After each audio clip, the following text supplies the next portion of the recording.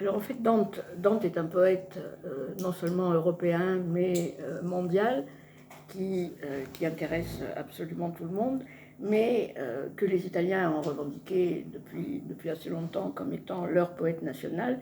Mais c'est seulement en 2020, il y a un an, que le Conseil des ministres italien a décidé d'instituer un jour officiel, une fête nationale Dante est dit, jour de Dante, pour célébrer le poète. Et parce que, selon les mots du ministre de la Culture, Dante, je cite, Dante est l'unité du pays, Dante est la langue italienne, Dante est l'idée même de l'Italie. Et donc en 2020, en ligne, puisque toutes les conférences, la célébration officielle s'est faite déjà en ligne, et cette année ça va être la même chose, le 25 mars, à partir de ce 25 mars donc 2021, en 2020 c'était l'annonce officielle de l'instauration de ce jour. Mais le 25 mars 2021, c'est la première fois que ce jour figure dans le calendrier, et en particulier dans les calendriers scolaires, mais dans le calendrier italien comme fête de Dante. Et donc, il sera donc célébré chaque année. Alors ce jour a été choisi, non pas en rapport avec la biographie de Dante, puisqu'ils ont beaucoup discuté pour savoir quel allait être le jour choisi, mais ils ont renoncé à la date de sa naissance, parce qu'on ne la connaît pas, on ne sait pas quel jour il est né. On pense qu'il est né en 1265, mais ce n'est même pas sûr. Et le jour de sa mort est, lui, beaucoup plus assuré, c'est le 14 septembre, donc 1321. Le jour de sa mort n'a pas été jugé assez stimulant pour cette fête qui se veut festive. Et donc, après avoir beaucoup discuté, les spécialistes ont proposé, c'est une idée tout à fait judicieuse, de choisir une date symbolique qui est celle du moment où Dante démarre son voyage dans le monde des morts. Alors, le problème, c'est que Dante ne dit pas qu'il part, que son voyage commence le 25 mars. Mais il dit que son voyage commence le vendredi saint de l'année 1300. Il écrit après, il écrit à peu près dans les années 1315, 1310, 1315, en plusieurs, il a mis très longtemps à écrire. Et donc, après des calculs très savants, à partir de calculs très savants, les Italiens ont décidé de choisir le 25 mars parce qu'il se trouve que le 25 mars était au Moyen-Âge, à l'époque de Dante, un jour très important qu'on considérait être le jour de la conception du Christ, qui est donc né 9 mois plus tard, et aussi le jour, le vendredi saint, ou de sa mort, à l'époque où le Christ a été crucifié. Donc ce sont des calculs astronomiques très savants qui ne sont pas bien entendu, n'ont qu'une valeur scientifique, mais qui symboliquement sont très importants parce qu'il subsiste encore en Italie des traces folkloriques de ce jour, de ce 25 mars, jour où le Christ a été conçu et où il est descendu aux enfers pour en tirer les patriarches de l'Ancien Testament. Et ensuite, il ressuscite lui-même 3 jours après. Et donc, le voyage de Dante se situe dans la comédie. Les 3 parties, le voyage en enfer, au purgatoire et au paradis, se situent précisément entre le vendredi saint et le jour de Pâques de l'année 1300. Or, mais Dante, comme je le disais, n'est pas seulement italien, donc ce 25 mars est aussi appelé à être une date symbolique importante, non seulement en Italie, où c'est un peu officiel, mais aussi dans le monde entier, parce qu'il se trouve que cette période du 25 mars a été choisie aussi parce que c'est le début du printemps. Et qu'en France et ailleurs en Europe aussi, c'est pas exactement le 25, mais cette semaine, la semaine du printemps, est consacrée aussi à la poésie. Et il se trouve que donc le printemps des poètes va coïncider avec, à partir de cette année, avec le jour de Dante, et tout ça est parfaitement stimulant pour l'esprit et aussi pour la cohésion sociale, parce que ce qui caractérise Dante, c'est qu'il s'agit d'un poète qui est à la fois populaire et savant, qui est à la fois très difficile à lire, enseigné dans les écoles en Italie, beaucoup moins en France, mais par lequel il faut passer pour apprendre la langue italienne. Mais c'est aussi un poète qui est à la fois proche et distant, dans lequel chacun peut se reconnaître en le lisant, mais qui est quand même difficile à lire. Donc, néanmoins, c'est celui qui se définit lui-même comme poète, parce qu'il se donne à lui-même, en tant que poète, une mission, et qui est une mission civilisatrice. Le poète est au service des hommes et de la société, pas pour donner des leçons, pas pour énoncer des préceptes moraux, même s'il est question des péchés dans la visite des enfers. Dante rencontre des pécheurs qui se repentent parce qu'ils ont mal agi. Mais le poète n'est pas là pour dire ce qu'est le bien et le mal, mais pour rendre compte d'une expérience qui est celle de la conscience, précisément du fait d'être humain et du fait d'être un individu social. Donc, depuis 700 ans, Dante est de tous les temps et de tous les pays. Il se dit lui-même dans ses écrits, parce qu'il n'a pas écrit que la Divine Comédie, mais également des écrits en latin et en italien, où il se commente lui-même, où il commente ses propres poèmes et où il parle de la langue, de sa recherche d'une langue qu'il appelle le vulgaire illustre. Le vulgaire, c'est la langue parlée par le peuple, ce n'est pas péjoratif. Et donc, dans ses écrits, Dante se déclare lui-même toscan, né en Toscane. La première fois que j'ai vu la lumière, c'était la lumière de Toscane. Il est florentin, mais il a passé toute sa vie en exil. Et il est florentin de naissance, méditerranéen par héritage culturel, européen. Il se considère comme européen parce que l'Italie à l'époque était en particulier gouvernée, et faisait partie du Saint-Empire romain germanique et était donc européenne de fait. Et il se déclare citoyen du monde, par choix. Le monde est ma patrie, dit-il, comme l'eau pour les poissons. Il était donc aussi tourné vers le futur, parce qu'il s'adresse au futur, à la futura gente, mais il était surtout attaché à l'héritage des anciens poètes, puisqu'il choisit Virgile pour être son guide dans le pays des morts, dans sa traversée du monde des morts. Et les anciens poètes, ce sont surtout Virgile, Homère et Orphée, dont je parlerai un peu. Il renouvelle en fait, au présent, la fonction intellectuelle et morale des poètes par un engagement qui est, pour ce qui le concerne, politique, puisque Dante a été aussi un homme d'action et un homme politique exilé précisément pour son engagement politique. Et il croyait que la poésie est non seulement utile aux sociétés humaines, mais nécessaire. Pour Dante, la mémoire des morts est indissociable de l'art, de l'expression artistique, et la parole poétique est à la fois musique et image figurée. Le monde des morts n'est pas un autre monde, ailleurs, mais il est dans l'espace, il est inscrit dans le même espace terrestre que celui dans lequel vivent tous les hommes, et aussi dans tout ce qui environne la Terre, le ciel, le soleil et les étoiles. Le soleil et les étoiles, c'est le vers qui termine chacun des trois chants. Ce que Dante décrit, c'est donc un espace réel et concret où les vivants et les morts cohabitent et communiquent par la mémoire et par l'imagination. Il raconte donc la comédie, la divine comédie, raconte un voyage imaginé dans un au-delà qui n'est pas en dehors du monde, mais qui est aussi réel et concret que la terre, que la nature que le poète traverse et que les paroles qu'il entend et qui nous sont familières. Ce qui le rapproche de nous, c'est qu'il se met en scène lui-même comme un poète apprenti, guidé par les enseignements que les anciens lui ont transmis et que son poème transmet à la futura gente, c'est-à-dire tous ceux qui, depuis 700 ans, le lisent et ont appris grâce à lui à mieux se connaître eux-mêmes et parfois aussi à mieux vivre. Le grand poème de Dante est à la fois populaire et savant parce que ces images nous parlent dans une langue commune, qui n'est pas parce que c'est l'italien, pas parce que c'est la langue d'un peuple, mais parce que c'est une langue simple, qui dit des choses difficiles, mais dans une langue simple, accessible à tous. Et c'est les images poétiques, la parole poétique, nous guident vers de nouvelles connaissances, sans cesse renouvelées, mais qui ne sont pas non plus des sciences instituées, des dogmes, mais qui sont des étonnements. Et son récit est tissé de descriptions et de rencontres et traverse des lieux où tous les humains sont égaux et contemporains. Et grâce à la médiation des poètes, tous se comprennent, malgré Babel, toutes les langues échangent entre elles, même si elles sont différentes, et tous les morts parlent à Dante leur propre langue.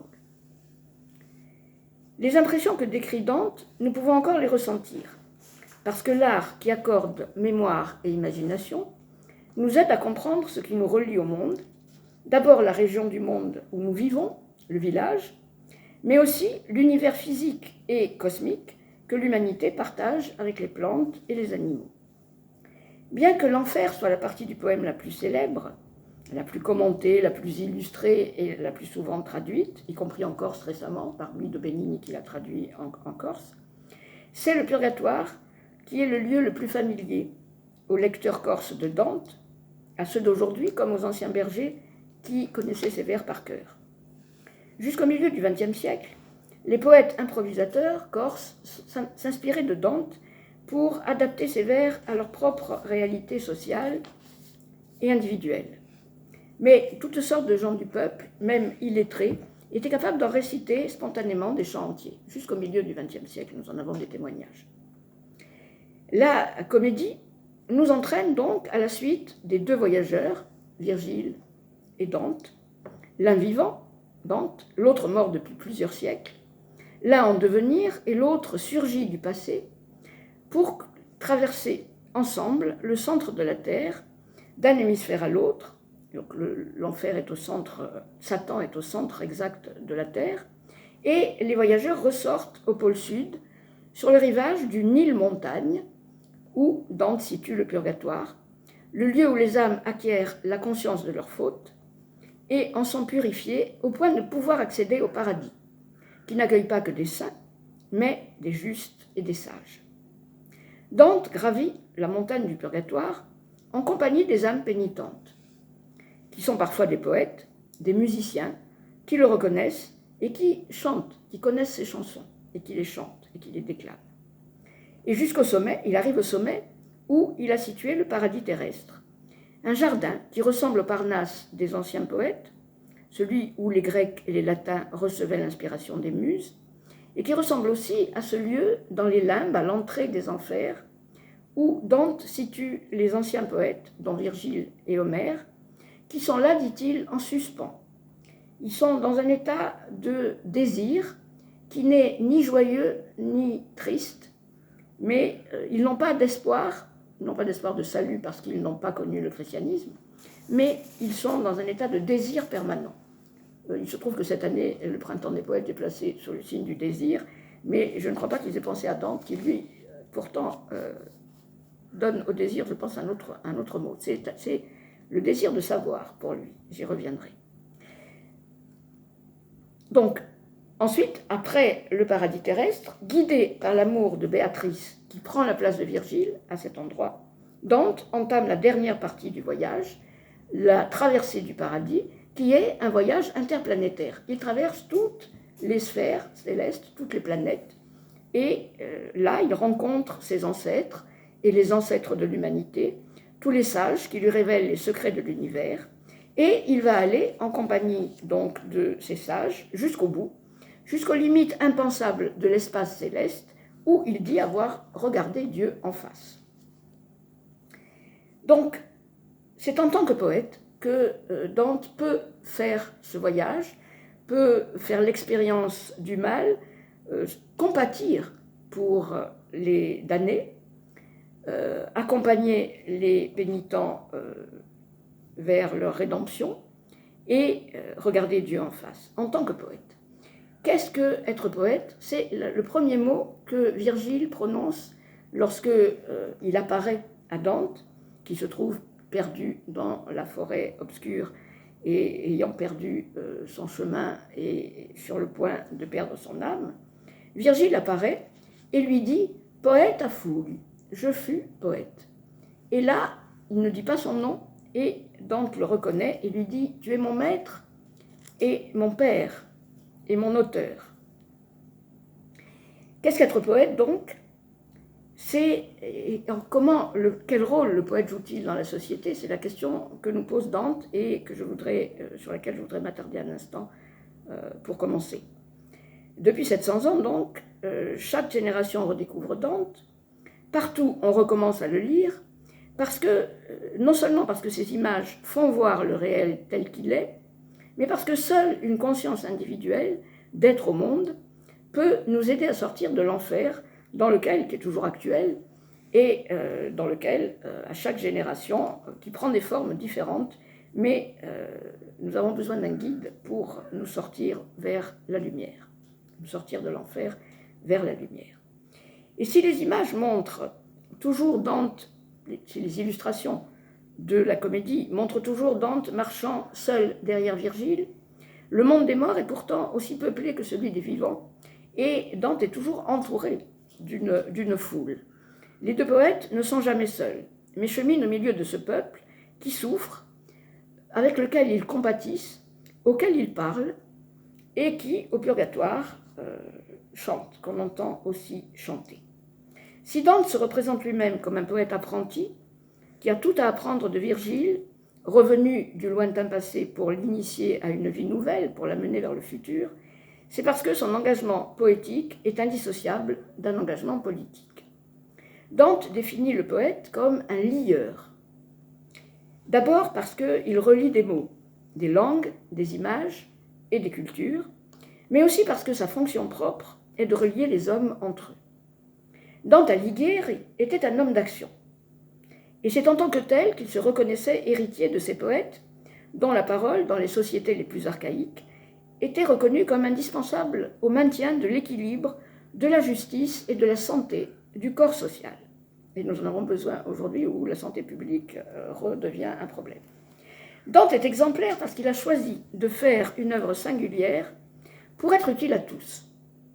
Il faut être libre pour pouvoir choisir sa vie quand on est soumis à des contraintes extérieures telles que l'exil, et pour écrire contre son temps.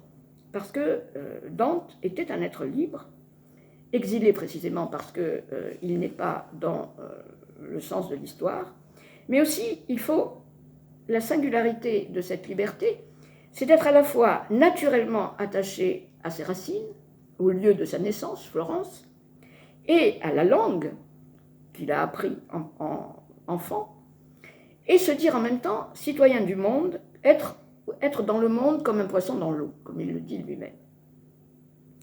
Dans le commentaire qu'il fait de ses chansons, dans le traité qui s'appelle Le Convive, le banquet, Dante explique que son banquet est offert à tous, au peuple, et qu'il l'écrit en italien pour que tout le monde puisse le lire, et parce qu'il commente aussi ses chansons qui sont écrites en italien.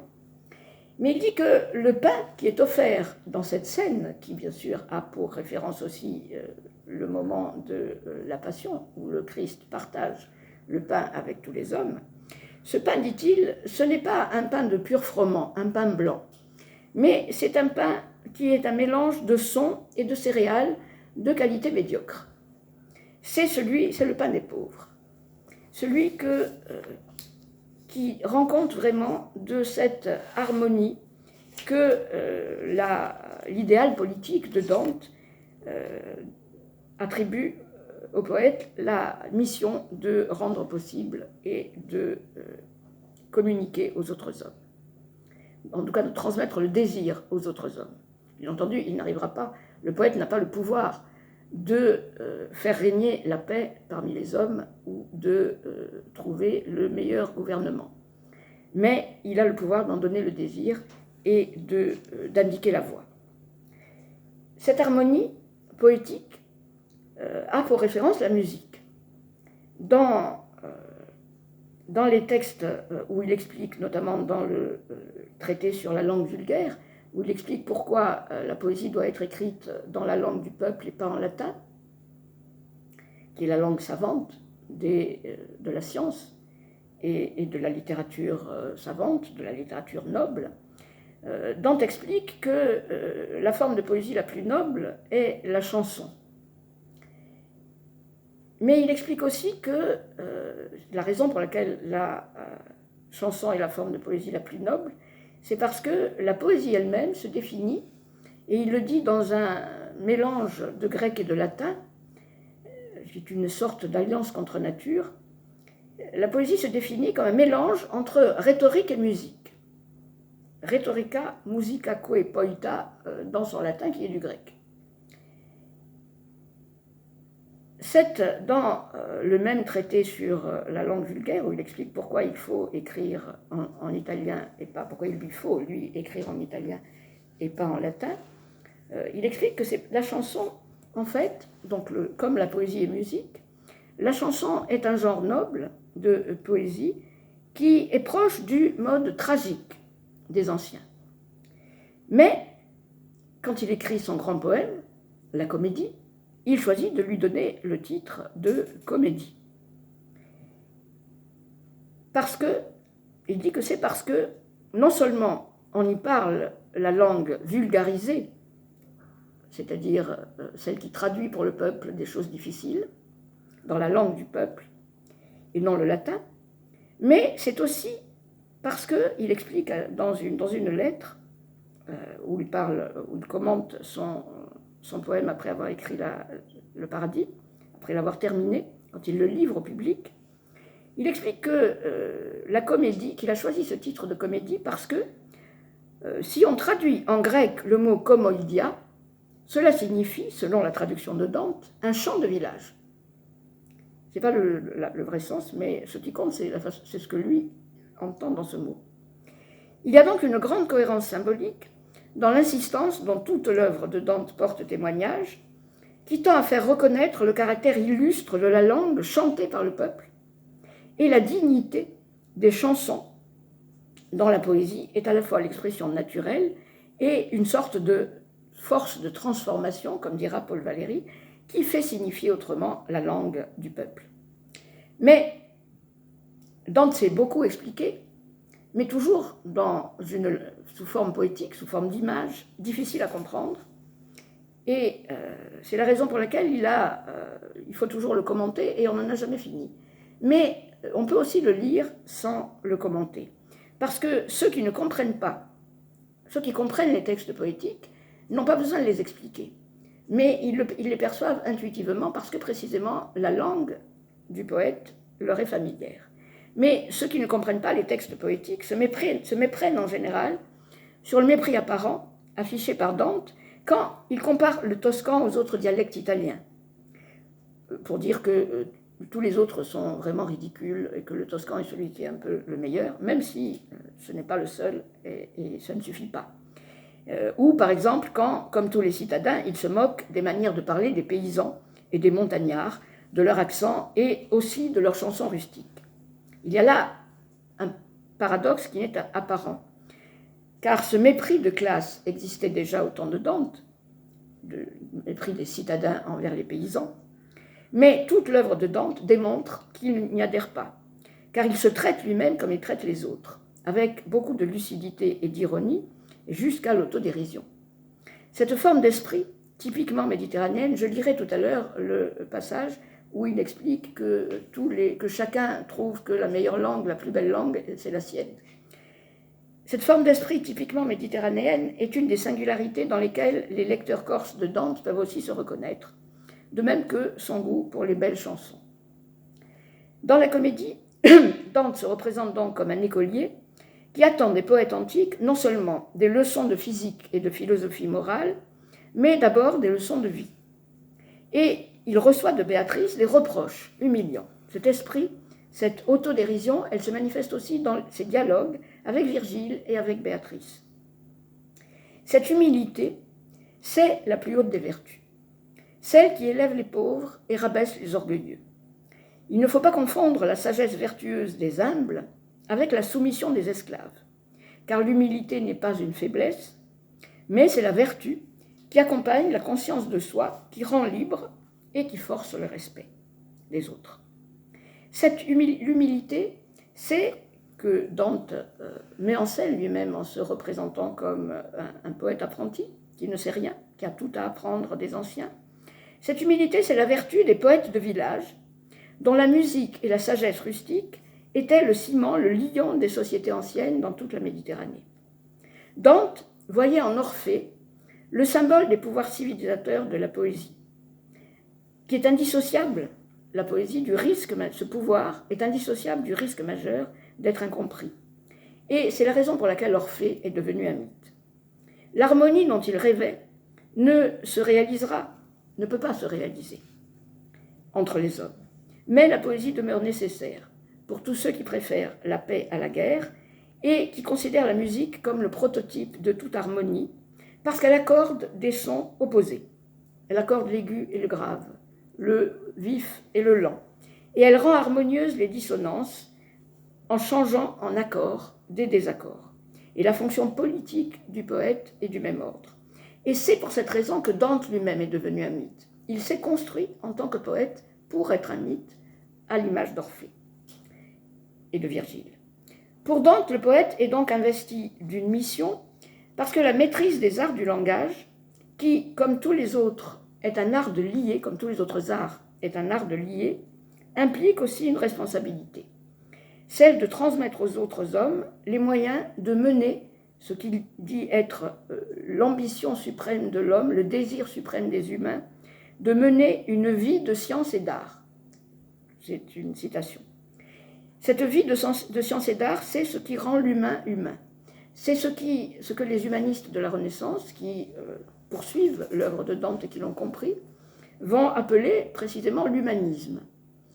L'humanisme de la Renaissance et de Dante, ce n'est pas placer l'homme au centre du monde. C'est au contraire rappeler que l'homme est un animal et qu'il a des sentiments, et que s'il est capable de parole et de raison, il est aussi d'abord soumis aux mêmes pulsions, aux mêmes désirs, aux mêmes faiblesses que tous les autres animaux. Orphée, dans le banquet, dans son traité où il explique sa propre poésie, Dante interprète la figure d'Orphée charmant les animaux, Orphée dont le chant attire à lui des arbres et les rochers. Il l'interprète comme étant le symbole du pouvoir de la lyre, de civiliser les hommes. Les animaux, dit-il, ce sont les hommes qui ne savent pas encore mener cette vie de science et d'art. Une des variantes proposées par Dante pour formuler ce principe humaniste, il la met dans la bouche d'Ulysse, rencontré au fond de l'enfer, presque juste avant Satan, où il est puni à cause de sa ruse, dont le cheval de Troie qui a provoqué la ruine, la destruction de la ville. Et donc Ulysse est puni pour avoir détruit Troie, mais en revanche, il a eu le privilège, il raconte à Dante comment il est mort, et il a eu en quelque sorte ce privilège extraordinaire que Dante est le seul à connaître, d'être mort, d'avoir fait naufrage devant la montagne du Purgatoire. Ulysse raconte à Dante qu'après être revenu chez lui, il a été pris d'un désir de connaissance tellement impérieux qu'il a demandé à ses compagnons de repartir en bateau et qu'il a dépassé les limites de la Méditerranée, le détroit de Gibraltar qui fermait la Méditerranée parce qu'au-delà c'était l'inconnu, le monde des morts, le grand océan, le monde inhabité.